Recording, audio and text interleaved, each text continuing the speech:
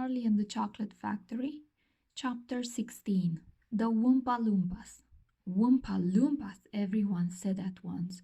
Woompa Loompas, imported direct from Loompaland, said Mr. Wonka proudly. There's no such place, said Mrs. Salt.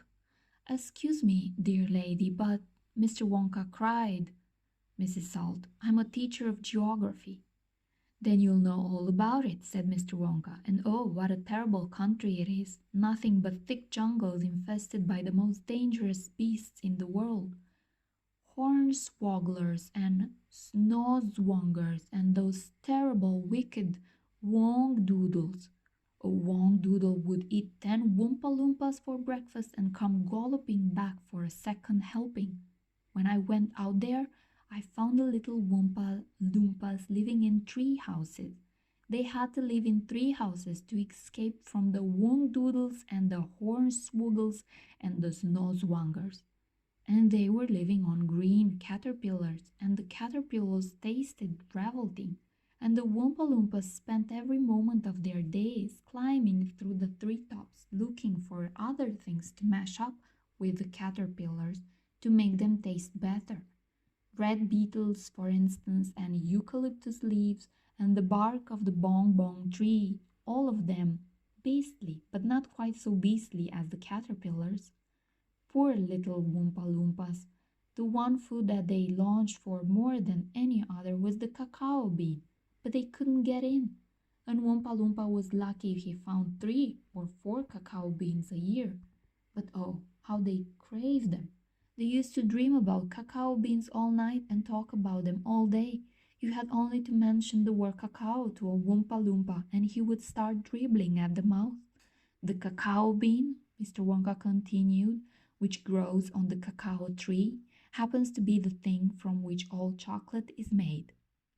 You cannot make chocolate without the cacao bean. The cacao bean is chocolate. I myself use billions of cacao beans every week in this factory.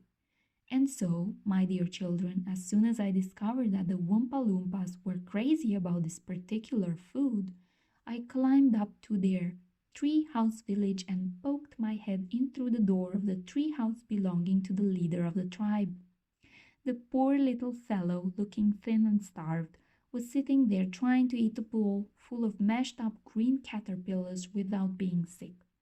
Look here, I said, speaking not in English, of course, but in Woompa Loompish. Look here, if you and all your people will come back to my country and live in my factory, you can have all the cacao beans you want. I've got mountains of them in my storehouses. You can have cacao beans for every meal. You can gorge yourselves silly on them. I'll even pay your wages in cacao beans if you wish. You really mean it? Asked the Woompa Loompa leader, leaping up from his chair. Of course I mean it, I said. And you can have chocolate as well. Chocolate tastes even better than cacao beans because it's got milk and sugar added. The little man gave a great whoop of joy and threw his ball of mashed caterpillars right out of the treehouse window. It's a deal, he cried. Come on, let's go. So I shipped them all over here, every man, woman, and child in the Woompa Loompa tribe. It was easy. I smuggled them over in large packing cases with holes in them, and they all got here safely. They are wonderful workers. They all speak English now. They love dancing and music.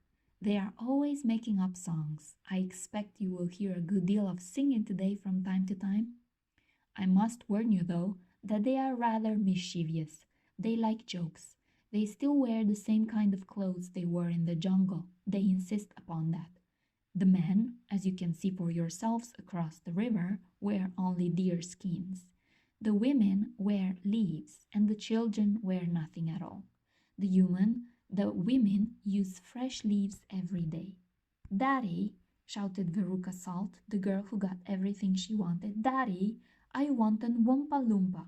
I want you to get me a Woompa Loompa. I want a Woompa Loompa right away. I want to take it home with me. Go on, Daddy. Get me a Woompa Loompa. Now, my pet, her father said to her, we mustn't interrupt Mr. Wonka.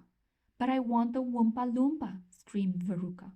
All right, Veruca, all right, but I can't get it for you this second. Please be patient.